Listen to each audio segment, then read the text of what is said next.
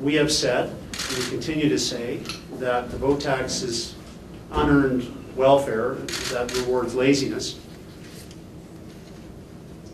But I want to go back a little in time to explain why I see it as an act of disrespect and arrogance to move forward on a vote tax now. The vote tax wasn't an issue for the New Democratic Party in its first number of years in government. You can see the fundraising numbers on these graphs to either side of me, and you understand when you look at those numbers why it wasn't a priority for the New Democratic Party.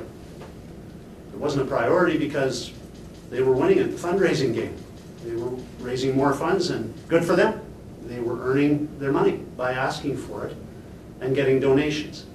And so as a consequence, you can see these are the actual numbers we've been able to obtain as to how much money the Democratic Party raised versus the PC Party through these years. This red star indicates when, in fact, the NDP introduced the vote tax, and you can see it coincides with the very year that the PC Party began to raise more money than the NDP.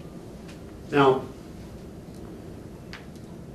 the NDP is failing to make a case to Manitobans as to why there should be an increase in the PST. They've been desperately trying to use various reasons as motivational tools for Manitobans to tell them various things they're going to do with the money, but it's becoming apparent that this is just simply a cry for more resources for them to use for whatever purpose they wish.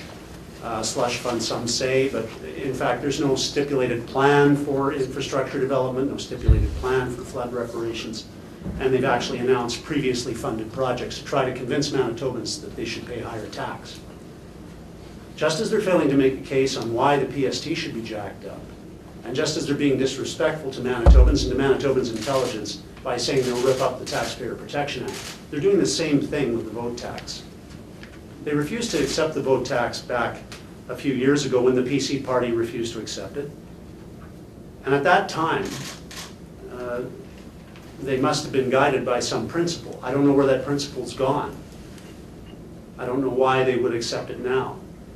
I've asked the Premier repeatedly if he's going to accept it, how much he'll accept it. He doesn't answer. I guess he thinks that's his way of being accountable, but I don't think so.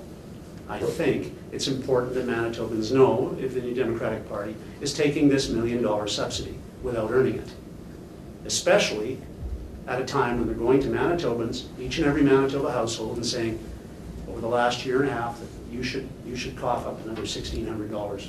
You should find savings at home. If Manitobans have to find savings at home to pay the government more taxes, Manitobans deserve to know what the government's doing with the money. When the NDP first proposed a vote tax, they were in a surplus position, about $156 million surplus that fiscal year. But this year, there is no surplus. There's a $600 million deficit. This means that the NDP is proposing with this vote tax to finance its own operations using borrowed money, adding to our provincial debt and the burden that's already growing for Manitoba families. This last couple of weeks, you've been subjected, and all Manitobans have been subjected to, a series of ribbon-cutting announcements by the Premier. The reality is the ribbons he's using are coming off the Christmas gifts we aren't going to be able to give to our kids and grandkids in the years ahead. He's using borrowed money to prop up his reputation as a builder of the province when, in fact, he's stealing from the very builders we'll count on in the future, our young people, our next generation to follow us.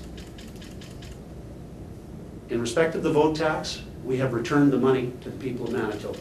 The PC Party puts Manitoba, wage earners, seniors, struggling families at the front of the line, not the back of the line.